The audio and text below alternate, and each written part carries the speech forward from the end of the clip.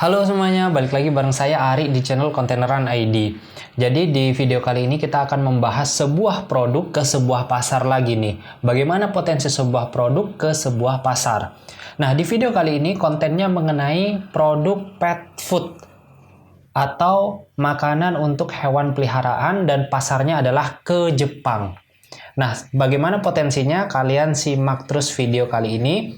Dan jangan di-skip, barangkali kalian punya produk pet food yang mau dipasarkan ke Jepang. Nah, ini video cocok untuk kalian.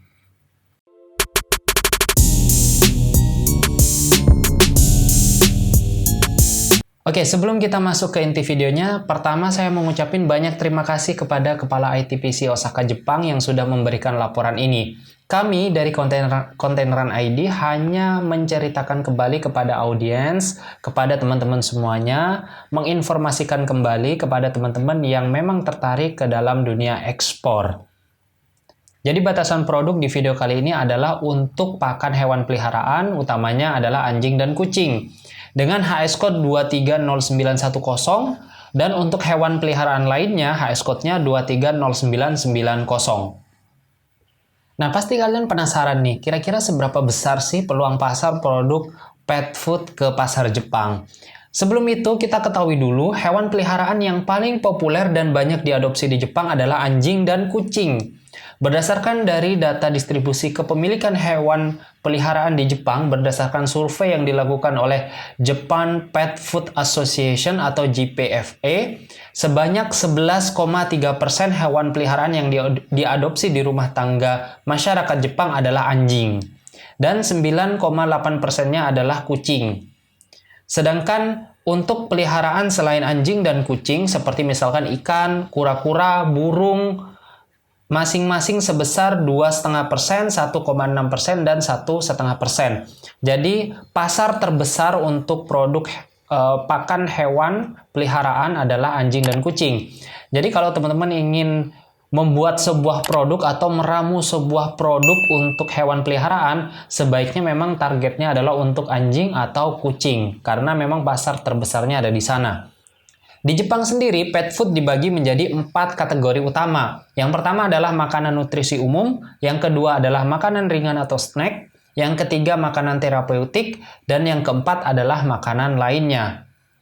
Nah, makanan hewan sebagai makanan pokok disebut Sogo Eiyoshoku atau diterjemahkan sebagai makanan nutrisi umum dan diproduksi untuk asupan nutrisi yang diperlukan bersamaan dengan pasokan air. Jadi ini sebagai makanan utama. Nah, kemudian untuk makanan ringan sendiri ini sebetulnya tidak diperlukan sebagai suplemen nutrisi. Makanan ringan ini dimaksudkan untuk melatih disiplin hewan peliharaan kita, untuk olahraga, dan sebagai hadiah hewan peliharaan. Nah, kemudian ada makanan terapeutik yang ditujukan sebagai diet nutrisi khusus bagi hewan peliharaan saat mengobati penyakit dan hanya dapat direkomendasikan oleh dokter hewan. Nah, selain itu, kalian juga harus paham, di Jepang itu ada 5 kategori untuk tingkat kekeringan makanan hewan peliharaan. Yang pertama ada kering atau dry. Nah, makanan kering atau dry ini kadar airnya sekitar 10% atau kurang. Bahan baku dihancurkan dan dicampur dan dicetak dengan extruder. Kemudian dikeringkan dan didinginkan. Suhu pemanasan di extruder mencapai 235 sampai dengan 275 Fahrenheit atau sekitar 115 sampai 135 derajat Celcius, tergantung dari bahan baku yang digunakan. Suhu dapat naik hingga mencapai 320 Fahrenheit atau sekitar 160 derajat Celcius. Nah, kemudian yang kedua, tipenya adalah kering lembut atau soft dry. Nah, makanan ini mengandung kadar air di sekitar 25-35%. Nah, produk ini juga diproduksi dengan menggunakan mesin extruder dan menghasilkan busa. Tekstur produk semi lembab dan dikemas menggunakan bahan kemasan tertentu dengan high barrier packaging materials and oxygen scavengers. Jadi ini membutuhkan handling tertentu. Dan tipe yang ketiga adalah semi lembab atau semi moist. Kadar airnya di sekitar 25-35% juga. Diproduksi menggunakan mesin extruder tetapi tidak menghasilkan busa. Zat yang berfungsi sebagai pelembab sering digunakan. Kemudian dikemas menggunakan bahan kemasan tertentu dengan high barrier packaging materials and oxygen scavengers. Jadi ini juga butuh penanganan tertentu atau handling tertentu. Dan yang ketiga adalah basah atau wet. Ini tipe makanan hewan yang basah. Kadar airnya sekitar 75% dan mengalami proses sterilisasi untuk menjaga kualitas. Suhu dan waktu untuk sterilisasi berbeda tergantung pada ukuran kaleng dan isinya. Untuk menampung, biasanya digunakan kaleng baja atau aluminium serta nampan aluminium dan kemasan retort atau sebuah jenis kemasan pangan yang terbuat dari laminasi plastik fleksibel dan kertas metal. Dan yang terakhir atau lainnya ini adalah snack. Nah, produk makanan yang selain di atas atau kategori di atas, snack termasuk biskuit, permen karet, dendeng, daging kering, dan produk tulang. Sebagai aturan umum, snack biasanya diberikan dengan takaran tertentu yaitu tidak boleh melebihi 20% dari kebutuhan energi harian hewan peliharaan untuk menjaga nutrisi yang tepat. Jadi itulah beberapa tipe ya atau beberapa kategori terkait dengan tingkat kekeringan daripada pakan hewan tersebut. Nah, kalau kita lihat dari pangsa pasarnya sendiri untuk makanan anjing dan kucing berdasarkan tipe pakannya, entah kering, basah atau semi kering, semi lembab dan sebagainya. Nah, di sini terlihat jelas by data yang paling banyak diserap oleh pasar adalah pakan kering. Kemudian baru pakan basah, baru soft dry dan semi moist. Jadi kalau kalian ingin memproduksi sebuah produk dan menawarkan ke pasar Jepang, saran saya atau saran kami di sini adalah kalian untuk meng-highlight pakan keringnya. Karena ini yang diserap paling banyak oleh pasar Jepang. Selain itu juga bagi teman-teman yang ingin memasarkan produk pakan hewan peliharaan ini ke Jepang ya, kalian juga harus memperhatikan yang pertama adalah kualitas daripada produknya. Jadi pasar Jepang itu sangat menyukai produk yang memang berkualitas. Mungkin teman-teman juga bisa menambahkan beberapa inovasi juga di dalamnya. Karena memang pasar Jepang ini sangat menyukai benefit atau manfaat yang kita tawarkan yang berimpact langsung terhadap hewan peliharaan tersebut. Misal, pakan kita ini mampu diserap oleh hewan peliharaan ini dengan baik atau sepenuhnya bisa diserap gitu.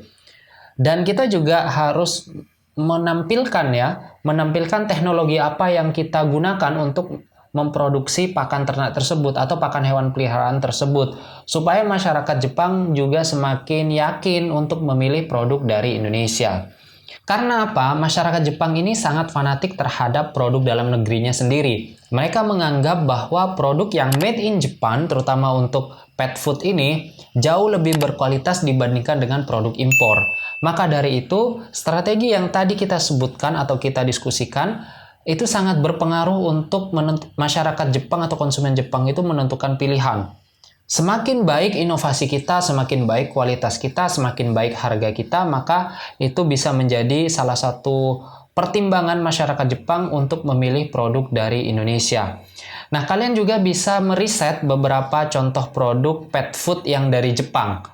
Kalian bisa riset secara mendalam lagi, kira-kira ingredientnya apa saja, mungkin kalian beli, kemudian kalian bisa amati dan mungkin bisa tiru juga atau bisa dikembangkan lagi. Nah, kemudian dari struktur pasarnya sendiri, sebetulnya Jepang itu bukan menjadi importir utama dunia produk pet food. Jepang menempati peringkat ke-10 yang pada tahun 2021 Jepang mengimpor sekitar 1,1 billion US dollar atau sekitar 16 triliun rupiah. Nah, dari 1,1 billion US dollar tadi, Jepang biasanya mengimpor dari negara-negara seperti Thailand, Amerika, China, Perancis, Australia, Belanda, Republik Ceko, Korea Selatan, Inggris, dan Selandia Baru. Indonesia bukan termasuk eksportir utama produk pet food ke Jepang. Nah, gimana nih? Teman-teman sudah mulai tertarik untuk ekspor produk pet food ke Jepang? Tapi sebelum itu, kalian harus ketahui mengenai ketentuan produknya.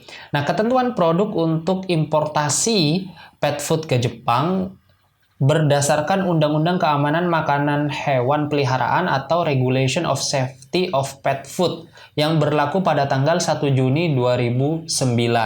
Jadi ada beberapa standar atau spesifikasi atau maksimum zat-zat yang diperbolehkan.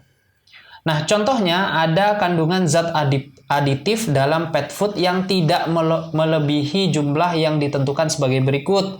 Yang pertama ada natrium nitrit, itu maksimumnya adalah 100 gram per ton. Kemudian etoksitokuin, maksimumnya adalah 75 gram per ton untuk anjing. Dan etosikuin dibutylihidroksitoluin dan butylihidroksianisol. Nah, ini maksimum adalah 150 gram per ton. Nah, kalian kalau pengucapan saya agak sulit ya, karena ini dalam bahasa ilmiah, kalian bisa cek di layar kaca kalian semuanya ya. Kemudian ketentuan yang kedua adalah kandungan sisa zat dalam pet food yang merupakan konstituen bahan kimia pertanian tidak boleh melebihi jumlah yang ditentukan. Yang pertama ada glifosat, maksimumnya 15 mikrogram per gram. Ada klorpirifosmetil, maksimumnya 10 mikrogram per gram. Ada pirimifosmetil, maksimumnya 2 mikrogram per gram. Kemudian ada malation, maksimumnya 10 mikrogram per gram. Dan yang terakhir ada metamidhos, maksimumnya adalah 0,2 mikrogram per gram.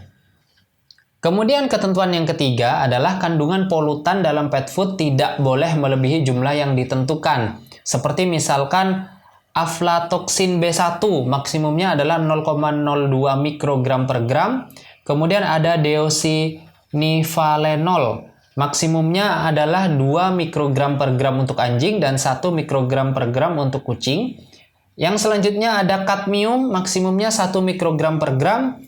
Ada timbal, maksimumnya 3 mikrogram per gram. Ada anorganis arsenik, maksimumnya adalah 2 mikrogram per gram. Dan yang lain sebagainya. Jadi nanti kita akan tampilkan kandungan polutan ya, kandungan maksimum polutan yang ada di dalam pet food.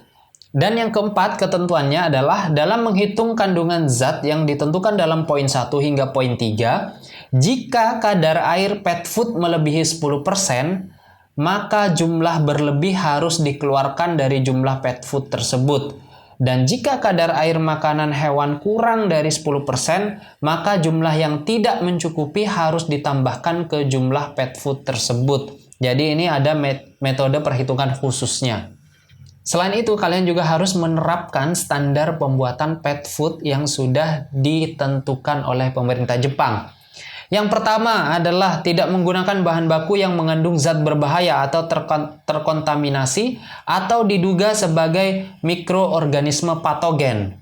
Kemudian yang kedua, ketika memanaskan atau mengeringkan pet food harus dilakukan dengan cara yang memiliki kemanjuran yang cukup untuk menghilangkan mikroorganisme yang ada di dalam pet food yang berasal dari bahan baku atau sejenisnya yang dapat berkembang. Yang ketiga, propilen glikol tidak boleh digunakan dalam pet food kucing. Jadi itu adalah ketentuan atau standar pembuatan pet food yang sudah ditentukan oleh pemerintah Jepang. Silakan kalian untuk menerapkan standar tersebut di produksi teman-teman semuanya. Oke, kita tiba di akhir penjelasan. Seperti biasa, kalau di akhir penjelasan kita selalu bagi-bagi data buyer ya teman-teman. Jadi bagi kalian yang memiliki produk pet food yang ingin dipasarkan ke Jepang, kalian bisa memasarkan ke perusahaan berikut ini. Ini dia.